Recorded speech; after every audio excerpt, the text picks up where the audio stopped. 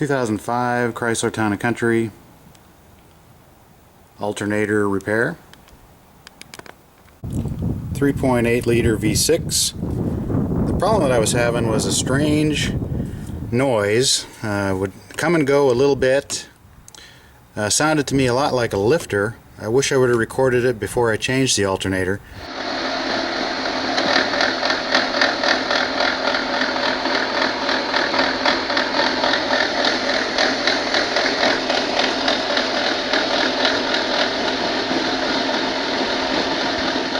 But it was kind of a it would increase in volume when you flipped on the headlights or when the air conditioner compressor kicked on. And I can tell it was coming from in here somewhere, but I wasn't sure whether it was the alternator, the idler pulley, or down underneath here is the air conditioner compressor. So what I did was real carefully with it running,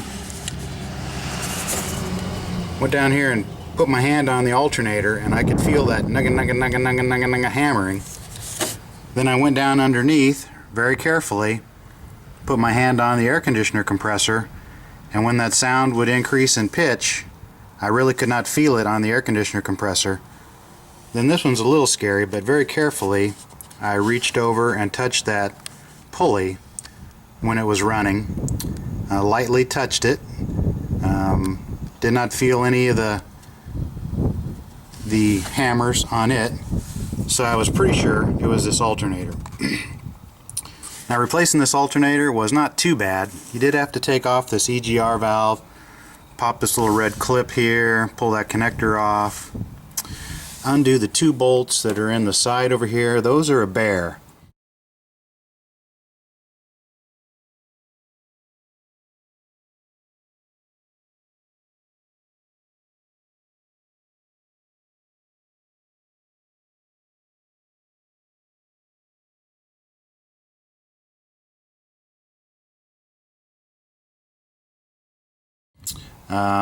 There's very little clearance between the alternator and that bottom bolt on the EGR valve, so you're going to need to use a 1/4 inch drive socket with just the right length of extension to get out here and get it. The top bolt is not too bad. There is a thin little metal gasket that you want to try and save and replace. You don't need to take these two bolts off, but you do need to undo these two bolts up here. Then that whole assembly will slip out from underneath that hose there.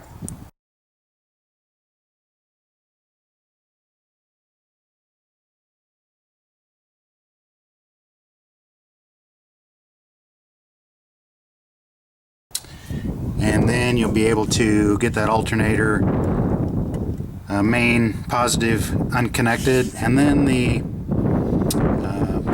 other connection down there for the alternator had to get underneath the car with a long straight screwdriver, reach up in there and get a hold of the, let's see,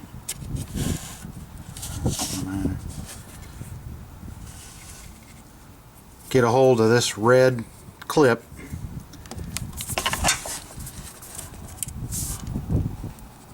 get a screwdriver right in here, and if you can give it a twist, or a straight screwdriver, need to be pretty long, give it a twist, and you're able to pull that red clip out. Then you can reach underneath there, squeeze that, and you can get that bottom connection off. This bottom bolt down here on the alternator was kind of a pain to get to. Pretty much had to do it with a wrench, just, you know, had to stay at it. There's two bolts up in front, top one, and then one underneath. One thing I forgot to mention is you do need to raise the car up, take off the splash shield, and then you'll have to, of course, take the serpentine belt off the alternator, and then if you can, kind of maybe tape it up so that the belt doesn't fall off any of the other pulleys, and that'll make putting it back on a lot easier. So that's pretty much it.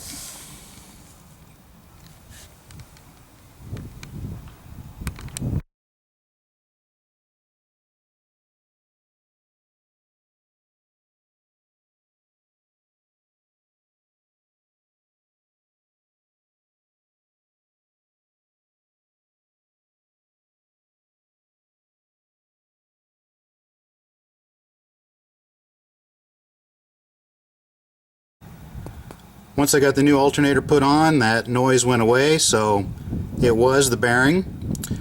The alternator that I took off, the bad one, when I spun the front pulley, it felt fine. I really did not feel any roughness in the bearing, so I was nervous that it wasn't going to be the fix for it, but I knew that this thing was knocking and the sound was coming from it.